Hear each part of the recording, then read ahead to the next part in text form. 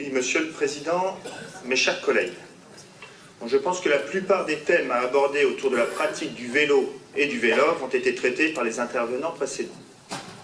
Plus personne aujourd'hui ne peut remettre en cause le succès d'un dispositif de vélo-partage dans un centre urbain. Et finalement, ce soir, le débat n'est pas là.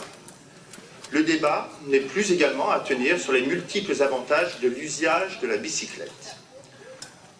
Aujourd'hui, ce dossier concerne un point crucial qui aborde la place des opérateurs de publicité dans notre métropole, à un moment où les bases de notre futur règlement local de publicité métropolitain sont en cours de réflexion.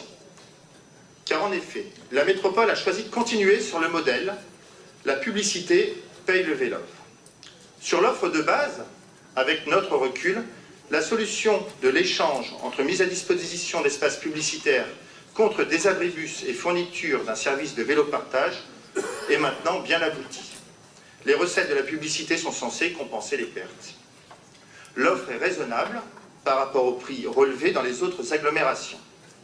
Les questions qui se posent désormais pour ce service de base concernent les choix techniques et la stratégie de déploiement. Sur la partie technique, les innovations sont importantes et les défauts du premier système ont permis de trouver des solutions.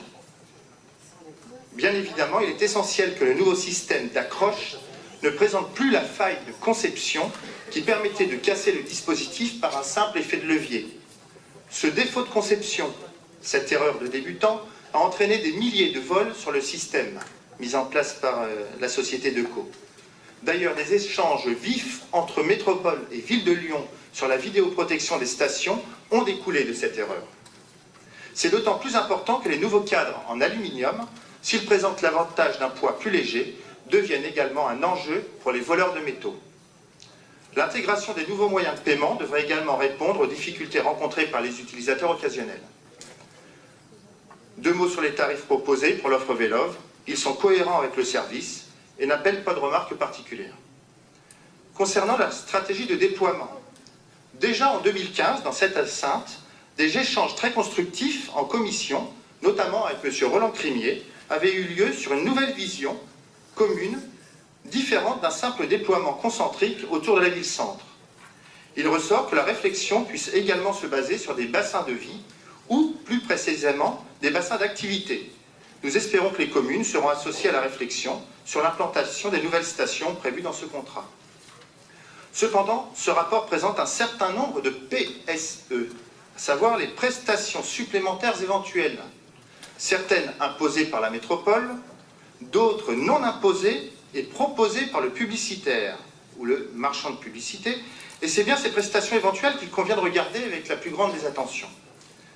Monsieur le vice-président Klest nous a expliqué, et il y en avait besoin à la lecture de la délibération, le lien entre affichage numérique et le déploiement de la solution électrique du Vélov. Lorsque l'on voit les montants, on comprend bien que cet affichage numérique représente un enjeu considérable pour les marchands d'espaces publicitaires. C'est pourquoi, mes chers collègues, la proposition qui nous est faite ce soir nous met dans une position particulièrement délicate. Délicate et même embarrassante pour l'avenir. Le vélo électrique est une réelle attente des usagers et il nous sera très difficile d'y renoncer. De plus, suite à ce conseil, l'arrivée du nouveau dispositif de batterie personnelle en location sera connue de tous et considérée comme acquis. L'attente sera particulièrement grande. La presse locale se faisait déjà l'écho de cette nouveauté dès ce matin. De ce fait, nous serons en quelque sorte contraints, pour offrir ce service, de courber l'échine devant le prestataire. Nous n'aurons plus notre libre arbitre sur la place de la publicité numérique dans la ville. C'est une réelle crainte, chers collègues, et c'est pourquoi je vous demande d'être particulièrement vigilants sur le fait qu'il faudra peut-être renoncer au vélo électrique si nous voulons maîtriser cette communication numérique. Car avec une redevance prévisionnelle de plus de 38 millions d'euros, on imagine rapidement les enjeux économiques de cette nouvelle forme de communication. Le vélo électrique, même s'il présente des avantages certains et d'avenir, ne doit pas servir d'appât. De plus, le coût de 14 millions pour 2500 vélos est exorbitant, sachant que la solution technique proposée ne nécessite pas de modification structurelle du service de base. Autre prestation éventuelle, les écrans dans 20 stations, le fameux e-village. À plus de 110 000 € hors taxe un écran tactile, Le coût est juste inconcevable. Enfin, cette délibération pose la place de la politique cyclable dans notre schéma de mobilité. Les adaptations de nos infrastructures ne doivent pas mettre en péril des nécessités invariables que sont l'accès pour tous et par tous les temps. Sur ce point, les services de la métropole sont parfois proches de l'intransigeance. Il serait vraiment souhaitable qu'un débat ouvert et posé se fasse sur les aménagements dédiés à la place des différents modes, car aujourd'hui, les maires sont sous le diktat de quelques convaincus qui ne vivent pas forcément la diversité des territoires et des réalités quotidiennes. Donc notre groupe ne s'opposera pas à ce marché malgré les craintes qui ont été évoquées, mais il faudra sans doute dans un avenir proche et sans attendre le prochain renouvellement se poser la question des potentialités pour l'offre de vélos partagés, d'un service public et donc d'un mode de gestion adapté au service public en lien avec les acteurs institutionnels de la mobilité. Je vous remercie.